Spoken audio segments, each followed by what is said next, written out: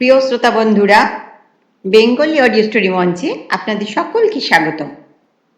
আজকে আমি রাজশেখর বসুর গল্প কাশীনাথের জন্মান্তর গল্পটি পরশুরাম গ্রন্থাবলী থেকে নেওয়া। এই গল্পটি আজকে আমি আপনাদেরকে পাঠ করে শোনাব। শুরু করছি গল্প কাশীনাথের জন্মান্তর। দয়া করে আপনারা সম্পূর্ণ গল্পটি শুনবেন, আশা করি আপনাদের ভালো লাগবে। শুরু করছি আজকের গল্প কাশীনাথের জন্মান্তর। প্রায় 150 বৎসর আগেকার কথা। তখন কলকাতার বাঙালি হিন্দু সমাজে নানা রকম পরিবর্তন আরম্ভ হয়েছে, কিন্তু তার কোনো লক্ষণ রাঘবপুর গ্রামে দেখা দেয়নি। কাশীনাথ সার্বভৌম সেই গ্রামের সমাজপতি, দিগ্বিজয় পণ্ডিত। যেমন তাঁর শাস্ত্রজ্ঞান, তেমনি বিষয় বুদ্ধি। তার সন্তানরা কলকাতা, হুগলি, বর্ধমান, কৃষ্ণনগর, মুর্শিদাবাদ প্রভৃতি নানা স্থানে ছড়িয়ে আছে, কিন্তু তিনি নিজের গ্রামেই থাকেন। জমিদারি দেখেন, তেজারতি আর দেবসেবা করেন, একটি চতুষ্পাঠীর ব্যয়ও নির্বাহ করেন। একদিন শেষ রাত্রে তিনি স্বপ্ন দেখলেন, তার ইষ্টদেবী কালীমাতা আবির্ভূত হয়ে বলেছেন, বৎস কাশীনাথ, তোমার বয়স 100 বর্ষ অতিক্রম করেছে। তুমি সুদীর্ঘকাল ইহলোকের সুখ দুঃখ ভোগ করেছ। আর কেন, এখন দেহ রক্ষা করো। কাশীনাথ বললেন, মা কৈবল্যদায়িনী মা, এখন তো মরতে পারবো না।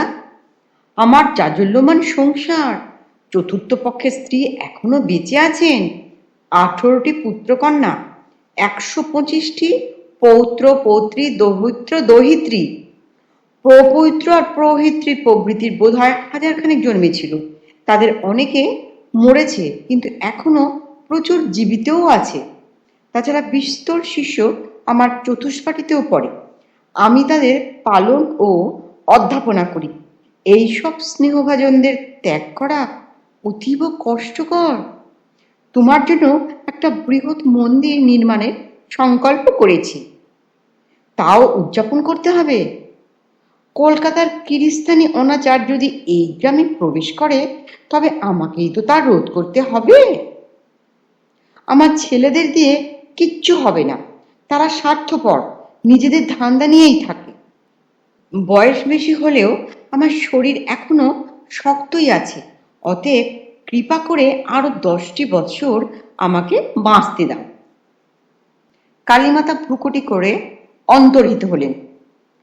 পরদিন প্রাতঃকালে কাশীনাথ সার্বভৌমের চতুর্থ পক্ষের পত্নী রাসেশ্বরী বললেন, আজ যে তোমার 3টি প্রপৌত্র আর 5টি পৌদৌহিত্র পুত্রের অন্নপ্রাশন, তাঁর হুঁশ আছে?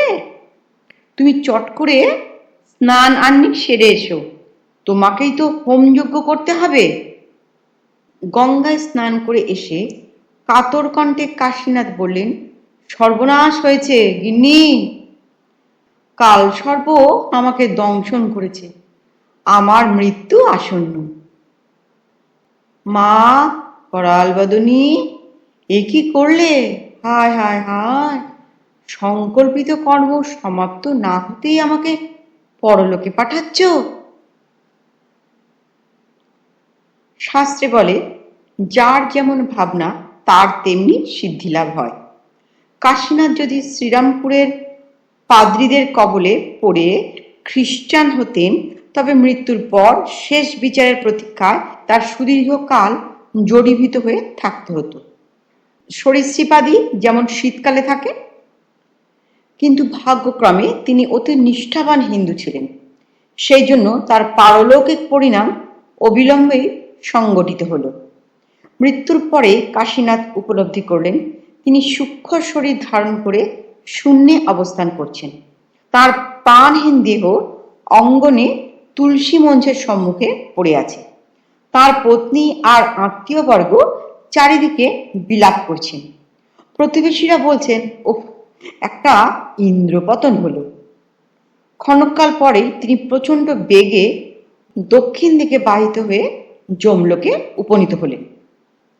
যম বললেন, এসো হে কাশীনাথ, তোমার সুকৃতি ও দুষ্কৃতির বিচার এবং তদুপযুক্ত ব্যবস্থা আমি সব করে রেখেছি। সংক্ষেপে বলছি, শোনো। পূর্ণকর্মের তুলনায় তোমার পাপকর্ম অল্প। রামগতি ভট্টাচার্যের জমির কিয়দ অংশ তুমি অন্যায়ভাবে দখল করেছিলে। 3 বার আদালতে মিথ্যা হলফ করেছিলে।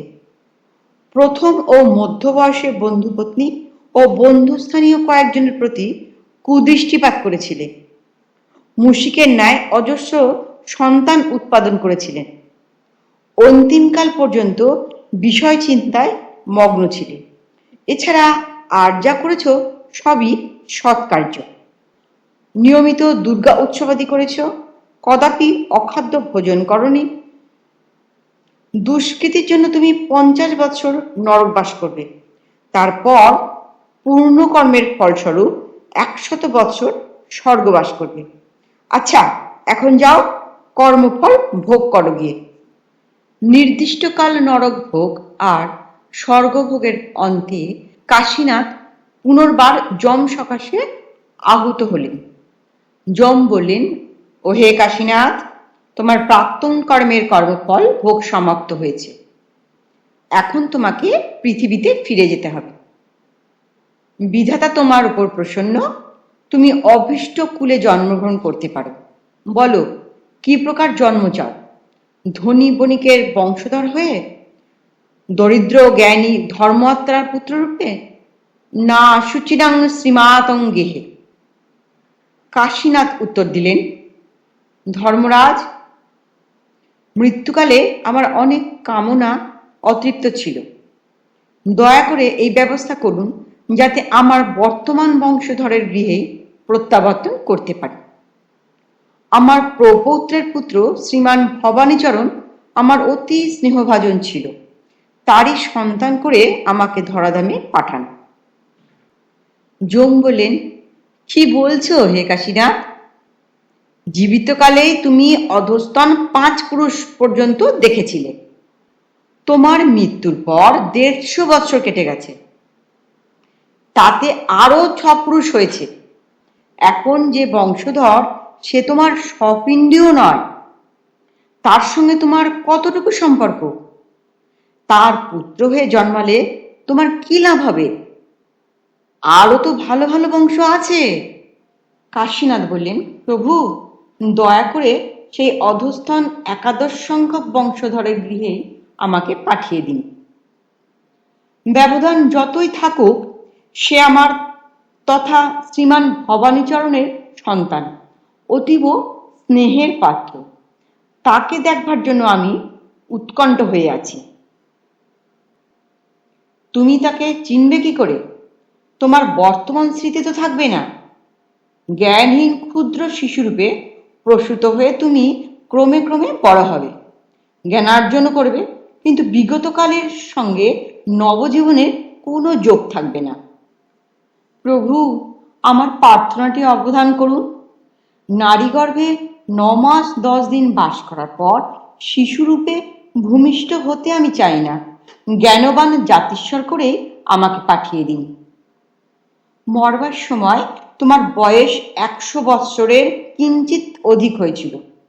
সেই বয়স নিয়েই কি জন্মাতে চাও নাকি? আগে না, জরাজীর্ণ স্থবির হয়ে যদি পৃথিবীতে যাই, তবে নবজন্ম কদিন ভোগ করব। আমাকে 25-30 বৎসরের যুবা করে পাঠিয়ে দিন। তোমার আকাঙ্ক্ষা অতি অদ্ভুত। যমরাজ বলেন, গর্ভবাস করবে না, যুবারূপে নবজন্ম লাভ করবে, পূর্বস্মৃতি বিদ্যমান থাকবে, বর্তমান বংশধরের গৃহে অকস্মাৎ অবতীর্ণ হবে, এই তো তুমি চাও? আজ্ঞে মহারাজ। আচ্ছা, তাই হবে। দেখাই যাক না এর ফল কি হয়। তোমার গোত্র কি? ভরদ্বাজ। যমরাজ মুহূর্তকাল ধ্যানমগ্ন হয়ে রইলেন। তারপর বললেন, ধরাধামে অনেক সামাজিক পরিবর্তন হয়েছে। তুমি যদি স্বাভাবিক নিয়মে শিশুরূপে ভূমিষ্ঠ হতে, তবে ক্রমে ক্রমে পরিবর্তিত অবস্থায় অভ্যস্ত হয়ে যেতে। কিন্তু অদৃষ্টপূর্ব সমাজে হঠাৎ অবতরণের ফলে সংকটেই পড়বে তুমি। তোমার অসুবিধা যাতে অত্যাধিক না হয় তার জন্য আমি যথাসম্ভব ব্যবস্থা করছি। যম তার এক অনুচরকে বললেন, আজ দ্বিপ্রহর রাত্রিতে এই জীবাত্মা 30 বৎসরের যুবারূপে ধরাধামে ফিরে যাবে। একে পশ্চিমবঙ্গের আধুনিক ভাষা শিখিয়ে দাও, সেই সঙ্গে কিঞ্চিত অপভ্রষ্ট ইংরেজি আর হিন্দিও। বর্তমানকালের উপযুক্ত পরিচ্ছদ, নিতান্ত প্রয়োজনীয় অন্যান্য বস্তু এবং প্রচুর অর্থও একে দেবে। একটি নিষ্কান্তি বটিকাও দেবে। তারপর কলিকাতার নগরীতে নিয়ে গিয়ে শ্রীমধুসূদন রোডে 3 নম্বর বাড়ির ফটকের সামনে একে সুপ্ত অবস্থায় রেখে দেবে। ওহে কাশীনাথ, তোমার বংশধর চক্রধর মুখুজ্জের কাছে তোমাকে পাঠাচ্ছি। তোমার পূর্বনামই বজায় থাকবে। যদি দেখো যে বর্তমান সমাজ ব্যবস্থা তোমার পক্ষে কষ্টকর, কিছুতেই তুমি সইতে পারছো না, তবে নিষ্ক্রান্তি বটিকাটি খেও। তাহলে তৎক্ষণাৎ যমলোকে ফিরে আসবে এবং অবিলম্বে পুনর্বাণ সনাতন রীতিতে জন্মগ্রহণ করবে। চক্রধর মুখুজ্জে ধনী লোক, বাস্তবী বর্ধন কর্পোরেশনের ম্যানেজিং ডিরেক্টর। 3 নম্বর শ্রী মধুসূদন রোডে তার প্রকাণ্ড বাড়ি। সকালে 8টার আগে তিনি বিছানা ছেড়ে ওঠেন না, কিন্তু আজ ভোরবেলায় তার স্ত্রী সুরূপা ঠেলা দিয়ে তার ঘুম ভাঙিয়ে দিলেন। চক্রধর জিজ্ঞাসা করলেন, কি হয়েছে? নিচে গোলমাল হচ্ছে, শুনতে পাচ্ছ না? বারান্দায় দাঁড়িয়ে খোঁজ নাও তো কি হয়েছে। আমার বাপু ভয়ানক ভয় করছে। চক্রধর বারান্দা থেকে দেখলেন গেটের সামনে অনেক লোক। প্রশ্ন করলেন, কি হয়েছে লাল বাহাদুর? দারোয়ান লাল বাহাদুর বলল, একজন বাবু ফটকের সামনে রাস্তার উপর পড়ে আছে। বেঁচে আছে কি মরে গেছে বোঝা যাচ্ছে না। নেমে এসে চক্রধর দেখলেন তার বাড়ির ফটকের ঠিক বাইরে একটা চামড়ার ব্যাগ মাথায় দিয়ে আগন্তুক বেহুশ হয়ে শুয়ে আছে। বার কতক জোর ঠেলা দিতেই লোকটি মিটমিট করে তাকালো। তারপর আস্তে আস্তে উঠে হাই তুলে তুড়ি মারতে মারতে বলল, তারা ব্রহ্মই করাল বদনী, কোথায় আনলে মা? চক্রধর বললেন, কে হে তুমি? এখন নেশা ছুটেছে? কি খেয়েছিলে, মদ না চণ্ডু? চক্রধর বললেন, আমি শ্রী কাশীনাথ মুখোপাধ্যায় সার্বভৌম, আবার এসে পৌঁছেছি। তুমি চক্রধর? শ্রীমান ভবানীচরণের বংশধর তো? আহা, কত বড়টি হয়েছ! ঘরে চলো বাবাজি, সব কথা বলছি। কাশীনাথের আত্মকথা শুনে চক্রধর স্থির করলেন, লোকটা নেশাখোর নয়, মিথ্যাবাদী জুয়াচ্চর নয়, কিন্তু এর মাথাটা খারাপ। প্রশ্ন করলেন, তোমার ওই ব্যাগে কি আছে? তা তো জানি না, তুমিই খুলে দেখো। এই যে আমার পৈতেতে চাবি বাঁধা আছে, খুলে নাও। চক্রধর ব্যাগ খুললেন। গোটা কত ধুতি, গেঞ্জি, পাঞ্জাবি, একটি এন্ডির চাদর, একজোড়া চটি, একটা গামছা, আরশি, চিরুনি ইত্যাদি। নিচে একটা পোর্টফোলিও। সেটা খুলে চক্রধর আশ্চর্য হয়ে দেখলেন প্রায় 5 লাখ টাকার গভর্নমেন্ট কাগজ এবং ভালো ভালো শেয়ার, নগদ 2000 টাকার নোট আর 10 টাকার আধুলি, সিকি, আনি ইত্যাদি। সব তোমারই নামে দেখছি, কি করে পেলে? কিছুই জানি না বাবাজি, সবই জগদম্বার লীলা আর যমরাজের ব্যবস্থা। চক্রধর অনেকক্ষণ ভাবলেন। লোকটি পাগল হলেও গুছিয়ে কথা বলে। একে হাতছাড়া করলে চলবে না, বাড়িতেই রাখতে হবে, চিকিৎসাও করাতে হবে। বয়স তো বেশি নয়, বড় জোর 30। তার একমাত্র মেয়ের বিবাহ হয়ে গেছে, কিন্তু তার ভাইজি তো এখনো রয়েছে। এই কাশীনাথের সঙ্গে বিয়ে দিলে সেই বাপ মা মরা মেয়েটার একটা চমৎকার গতি হয়ে যায়। 5 লাখ টাকার ইনভেস্টমেন্ট কি সোজা কথা? লোকটা যদি 3 বৎসর আগে আসতো, তবে চক্রধর নিজের মেয়ের সঙ্গে বিয়ে দিতে। চক্রধর বললেন, শোনো হে কাশীনাথ, আমার পূর্বপুরুষ হলেও আপাতত আমার চাইতে অনেক ছোট। তোমার বয়স বোধ হয় 30 হবে, আর আমার হলো গিয়ে 60। তোমার ইতিহাস আমি জানব। আর কাউকেও বলো না কিন্তু, লোকে তোমাকে পাগল ভাববে। তুমি আমার জ্ঞাতি। ছেলেবেলায় তোমাদের পাড়াগা থেকে এক সন্ন্যাসীর সঙ্গে তুমি পালিয়েছিলে। এখন সন্ন্যাসে অরুচি হওয়ায় আমার আশ্রয়ে এসেছো। এই তোমার পরিচয়। তুমি আমাকে বলবে কাকাবাবু, আমি তোমাকে বলবো কাশী বাবাজি। তোমার সম্পত্তির কথা খবরদার কাউকেও বলো না কিন্তু, বুঝলে? কাউকে বলবে না। কাশীনাথ বললেন, হ্যাঁ বুঝেছি, কিন্তু তোমার বাড়িতে আমি থাকবো কি করে? তুমি তো দেখছি মেলেচ্ছ হয়ে গেছো। পেঁয়াজের গন্ধ পাচ্ছি, পাশের জমিতে মুরগি চড়ছে, একটা পৌরাকে দেখলুম চটি জুতো পরে চটাং চটাং করে সিঁড়ি দিয়ে নেমে এলো। ঘোমটা নেই, প্যাট প্যাট করে আমার দিকে চাইলো। উনি তোমার কাকিমা? ও, তা বেশ, কিন্তু স্ত্রীলোক জুতো পরে কেন? ঘোর কলি। ঠিক বলেছ বাবাজি, ঘোর কলি। এই কলিযুগের সঙ্গেই তোমাকে মানিয়ে চলতে হবে। তুমি বোধহয় মুসলমান বাবুর্চি রান্না খাও, তাই না? আমি মরে গেলেও তা আমি খেতে পারবো না। না না না না, বাবুর্চি আছে বটে, কিন্তু মুসলমান নয়, হরিজন, যাতে চামার। রাধা মাধব, আমি সপাকে খাবো। আজ শুধু ফলার আমার, থাকবার আলাদা ব্যবস্থা করে দাও। বেশ তো বেশ তো, আমার বাড়ির নিচের তলায় পূর্ব দিকের অংশে তুমি থাকবে, একেবারে আলাদা আর নিরিবিলি। চক্রধর ডাকলেন, চন্দনা, ও চন্দনা। একটি মেয়ে ঘরে এলো। চক্রধর বললেন, এটি আমার ভাইজি। প্রণাম কর রে, ইনি তোর কাশী দাদা, দুঃসম্পর্কের আমার ভাইপো। চন্দনা প্রণাম করে চলে গেল। কাশীনাথ বললেন, তোমাদের কাণ্ড কিছুই বুঝতে পারছি না। মেয়েটার মাথায় সিঁদুর নেই কেন? কপাল পুড়েছে নাকি? চক্রধর বললেন, না না না, ওর বিয়েই হয়নি। খুব ভালো মেয়ে, বিয়ে পাশ করেছে।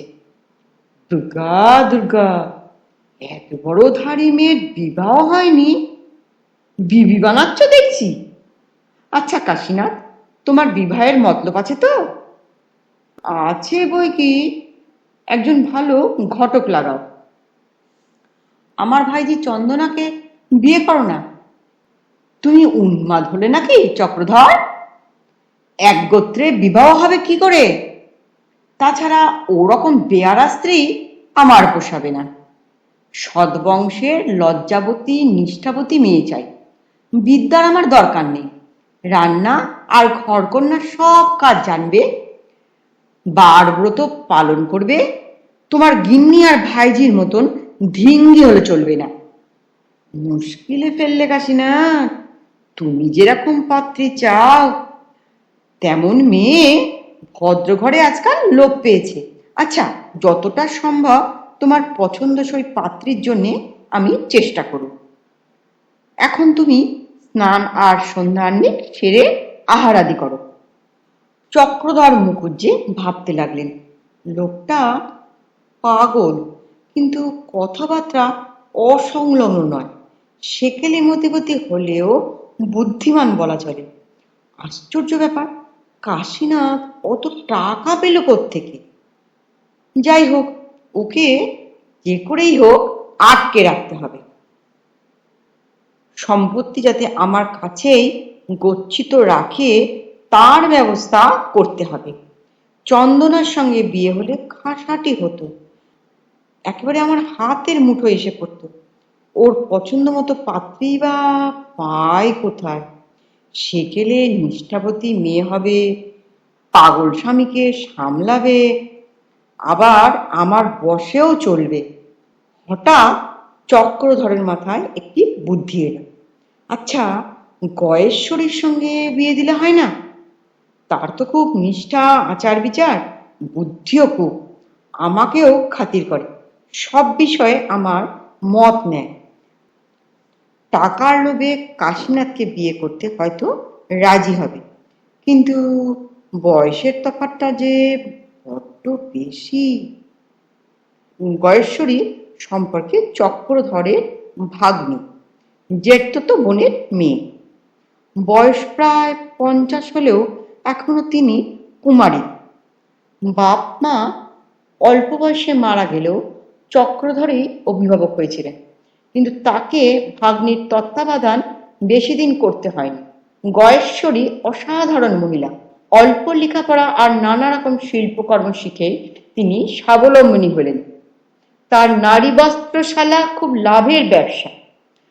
5 জন উদ্বাস্তু মেয়ে আর 2 জন দর্জি গয়েশ্বরীর দোকানে কাজ করে। 3টি সেলাইয়ের কল চলে, খদ্দেরের খুব ভিড়। চক্রধর অনেকবার ভাগ্নির বিয়ে দেওয়ার চেষ্টা করেছেন, কিন্তু গয়েশ্বরী বলেছেন, ও সব হবে না, আমি কত কষ্ট করে ব্যবসাটা খাড়া করেছি, আর একটা উটকো মিনসে এসে কর্তামি করবে, তা আমি সহ্য করব না। চক্রধর স্থির করলেন খুব সাবধানে কথাটা পাত্র আর পাত্রীর কাছে পাঠতে হবে। দৈবক্রমে 4 দিন পরে কাশীনাথ আর গয়েশ্বরীর একটা সংঘর্ষ হয়ে গেল।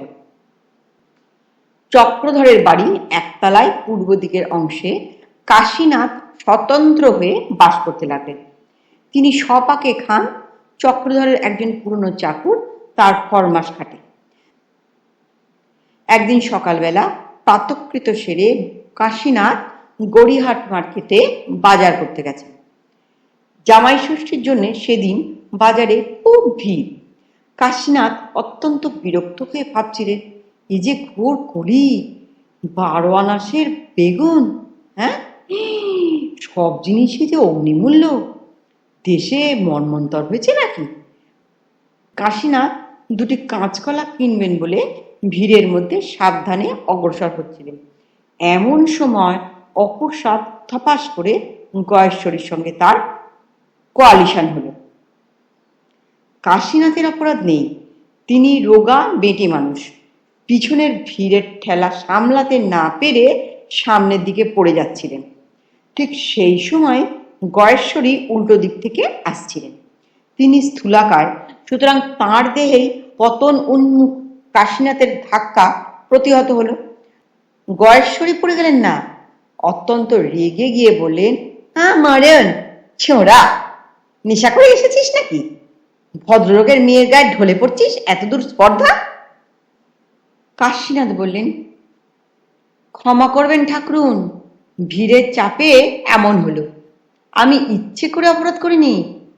গয়েশ্বরী বললেন, 100 বার অপরাধ করেছিস, হতভাগা বেহায়া বজ্জা। একদল লোক গয়েশ্বরীর পক্ষ নিয়ে আর আরেক দল লোক কাশীনাথের হয়ে তুমুল ঝগড়া আরম্ভ করল। গয়েশ্বরীকে অনেকেই চেনে। একজন টিকিধারী পুরুত ঠাকুর বললেন, ও গয়া দিদি, ব্যাপারটা তো সোজা নয়, তোমাকে প্রায়শ্চিত্তি করতে হবে। 4-5 জন চিৎকার করে বলতে লাগলো, নিশ্চয় নিশ্চয়, তুমি লোকটাকে হে পাড়াগা থেকে এসেছো বুঝি? ধাক্কা লাগাবার আর মানুষ পেলে না? গয়েশ্বরী দেবীর গায়ে ঢলে পড়লে কোন আক্কেলে? এক্ষুনি বার করো 50টি টাকা, প্রায়শ্চিত্তের খরচ, নইলে তোমার আর নিস্তার নাই। এই সময় চক্রধরের চাকর এসে পড়ায় কাশীনাথ বেঁচে গেলেন। তা বেশ তো, গয়া দিদি আর এই কাশীনাথ ছোকরা দুজনেই যখন চক্রধর বাবুর আপনার লোক, তখন তিনিই একটা মীমাংসা করবেন। চক্রধর মুখুজ্জে বোঝেন যে তপ্ত অবস্থায় ঘা দিলেই লোহার সঙ্গে লোহা জুড়ে যায়। তিনি কাল বিলম্ব না করে প্রথমে তার ভাগ্নিকে প্রস্তাবটি জানালেন। গয়েশ্বরী আশ্চর্য হয়ে বললেন, তোমার মাথা খারাপ হয়েছে নাকি মামা? চক্রধর সবিস্তারে জানালেন। লোকটা বাতিগ্রস্ত হলেও ভালো মানুষ, সহজেই পোষ মানবে, আর তার বিস্তর টাকাও আছে। বয়স কম তাতে হয়েছে কি, আজকাল তো ওসব আর কেউ ধরে না। গয়েশ্বরী অতি বুদ্ধিমতী মহিলা। মামার প্রস্তাবটি সহজেই তার হৃদয়ঙ্গম হলো। পরিশেষে বললেন, তা ও ছোড়া যদি রাজি হয় তো আমার আর আপত্তি কি? লোকে কি বলবে তা আমি গ্রাহ্য করি না। কাশীনাথ অত সহজে বাগ মারলেন না। বললেন, কি পাগলের মতন বলছো চক্রধর কাকা? গয়েশ্বরীর বয়স যে আমার প্রায় ডবল। সেকালে কুলীন কন্যার অমন বিবাহ হতো বটে, কিন্তু আমি তো পেশাদার পানিগ্রাহী নই। চক্রধর বললেন, বেশ করে চারিদিক ভেবে দেখো কাশী বাবাজি, মেয়েটি অতি নিষ্ঠাবতী, সব রকম বার ব্রত পালন করে, আমরা ষষ্ঠী পর্যন্ত। দর্জির দোকান চালায় বটে, কিন্তু ওর চালচলন তোমারই মতন সেকেলে। দোকানটা তোমারই হাতে আসবে, তোমারও আয় বেড়ে যাবে। কিন্তু বয়সের যে আকাশ পাতাল তফাৎ। খুবই ঠিক কথা।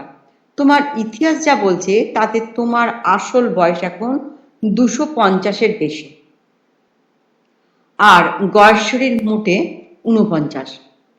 তোমার তুলনায় ও তো খুকি। আরো বুঝে দেখো, তোমার শরীরটাই জোয়ান, কিন্তু মনটা তো 2 সেঞ্চুরি পিছিয়ে আছে। গয়েশ্বরীর সঙ্গে তোমার মনের মিল সহজেই হবে। এখনকার 85-র কাছে তোমাদের সেকেলে ষোড়শী টোড়শী দাঁড়াতেই পারে না। চক্রধরের যুক্তি শুনে কাশীনাথ ধীরে ধীরে বসে এলেন। একটু চিন্তা করে বললেন, আমি যখন মারা গেছিলাম তখন আমার চতুর্থ পক্ষের স্ত্রী রাসেশ্বরীর বয়স ছিল তোমার ভাগ্নি গয়েশ্বরীর বতুনি। এখন মনে হচ্ছে রাসেশ্বরী গয়েশ্বরী হয়ে ফিরে এসেছে। আচ্ছা, তুমি ঘটক লাগাতে পারো। আমি তো ঘটক। গয়েশ্বরীর সঙ্গে আমার কথা হয়েছে, সে রাজি আছে। এখন পাকাদাকাটি হয়ে গেলে বিবাহ হতে পারবে। আজ বিকেল বেলা তুমি তার বাড়িতে গিয়ে তার সঙ্গে আলাপ করো। তোমারও উপস্থিত থাকা চাই চক্র কাকা। না না না না, তা দস্তুর নয়, শুধু তোমরা দুজনে আলাপ করবে। কাশীনাথকে দেখে গয়েশ্বরী একটু হেসে বললেন, কি হে ছোকরা, আমাকে মনে ধরেছে তো? কাশীনাথ নীরবে উপরে নিচে মাথা নেড়ে সম্মতি জানালেন। তোমার নাকি 5 লাখ টাকা আছে? শোনো কর্তা, বিয়েটা চুকে গেলেই সব টাকা আমার হাতে দেবে। তুমি যেরকম নেলা খ্যাপা মানুষ, তোমার হাতে টাকা থাকলে গেছি আর কি, লোকে সব ঠকিয়ে নেবে। আমার মামা বাবুটিকেও তো বিশ্বাস করি না। কাশীনাথ বললেন, ভয় নেই গয়েশ্বরী ঠাকুরুন, আমাকে ঠকাতে পারে এমন মানুষ ভূভারতে নেই। যা মতলব করেছি বলি শোনো। মেয়ে ছেলের দোকানদারি ভালো নয়। বিয়ের পর তোমার দোকানটা বেচে দেব, তার টাকা আর আমার যা আছে তা দিয়ে তেজারতি করব। চক্রকাকা বলেন, আজকাল জমিদারি কেনা যায় না। তোমার কোনো অভাব রাখবো না, এক গা গয়না গড়িয়ে দেব। এই কলকাতা হচ্ছে অসুরের শহর, ভয়ঙ্কর জায়গা। আমরা রাঘবপুর গ্রামে গিয়ে বাস করব। বাড়ি বাগান পুকুর গোয়াল সব হবে, একটা দেববন্দির আর চতুষ্পাটিও হবে সেখানে। গয়েশ্বরী হাত নেড়ে ঝংকার করে বললেন, মরি মরি, কি মতলবই ঠাউরেছে ঠাকুরমশাই। পাগল কি আর গাছে ফলে? তুমি একটা আস্ত উন্মাদ পাগল। শোনো হে ছোকরা, তোমার স্ত্রী হলেও আমি বয়সে অনেক বড়, গুরুজন তুল্য। আমার হেফাজতেই তুমি থাকবে, আমার বশেই তোমাকে চলতে হবে। কাশীনাথ কিছুক্ষণ স্তম্ভিত হয়ে রইলেন। তারপর, তারা ব্রহ্মময়ী রক্ষা করো মা বলেই চলে গেলেন। সন্ধ্যাহ্নিকের পর কাশীনাথ ইষ্টদেবীকে নিজের অবস্থান নিবেদন করলেন। এ কি বিপদে ফেললে মা? তোমারই বা দোষ কি? নিজের কুবুদ্ধিরই ফল ভোগ করছি। পৃথিবীতে কলি যে এত প্রবল হয়েছে তা তো ভাবতেও পারিনি। ব্রাহ্মণের বাড়ি বাবুর্চি রাজ্যে মুরগি চড়ছে, বুড়ি মাগিরা জুতো পরে খটমটিয়ে চলছে, ধাড়ি মেয়েরা স্কুলে যাচ্ছে। হায় হায় হায়! ছোট লোকের আস্পর্ধা বেড়ে গেছে, ব্রাহ্মণকে গ্রাহ্যই করে না, সামনেই বিড়ি খায়। এখানে জাত ধর্ম কিছুই রক্ষা পাবে না। ওই গয়েশ্বরী একটি ভয়ঙ্করী খান্ডান্নি। ওকে বিয়ে করলে আমার নরকভোগে আর বাকি থাকবে না। চক্রধর একটা পাষণ্ড কুলাঙ্গার, আমার বংশধরও হতেই পারে না। যমরাজ নিশ্চয়ই ভুল করে ওর কাছে আমাকে পাঠিয়েছেন। কালী, কৈবল্য দাইনি, উপায় বাতলে দাও মা। শেষ রাতে কাশীনাথ স্বপ্ন দেখলেন তার ইষ্টদেবী আবির্ভূত হয়ে হাত নেড়ে বলছেন, সরে পড় কাশীনাথ। তখনই কাশীনাথের ঘুম ভেঙে গেল। তিনি বুঝলেন এই পাপ সংসারে ফিরে আসা তার মস্ত বড় বোকামি হয়েছে। মন স্থির করে কাশীনাথ তখনই যমদত্ত সেই নিষ্ক্রান্তিক বটিকাটি গিলে ফেললেন এবং অবিলম্বে যমলোকে প্রয়াণ করলেন। সকালবেলা কাশীনাথকে পরীক্ষা করে ডাক্তার বললেন থ্রম্বোসিস। এত কম বয়সে বড় একটা দেখা যায় না, তবে পাগলদের এরকম হয়ে থাকে। চক্রধর তখনই কাশীনাথের পৈতে থেকে চাবি নিতে গেলেন, কিন্তু পেলেন না। তাড়াতাড়ি ব্যাগটা দখল করতে গেলেন, কিন্তু তাও খুঁজে পেলেন না। নিশ্চয়ই গয়েশ্বরী ভাগা দিয়ে সেটা হাতিয়েছে, এই ভেবে তিনি ভাগ্নির বাড়ি ছুটলেন। দুজনে তুমুল ঝগড়া হলো, কিন্তু ব্যাগ পাওয়া গেল না। কাশীনাথের মৃত্যুর সঙ্গে সঙ্গে তার যমদত্ত সম্পত্তি যম সরকারের কাছে বাজেয়াপ্ত হয়েছে। নমস্কার। গল্পটি কেমন লাগলো? গল্পটি ভালো লাগলে দয়া করে একটা লাইক করতে ভুলবেন না। আর যদি কোনো মতামত আপনাদের থেকে থাকে তাহলে অবশ্যই জানাবেন।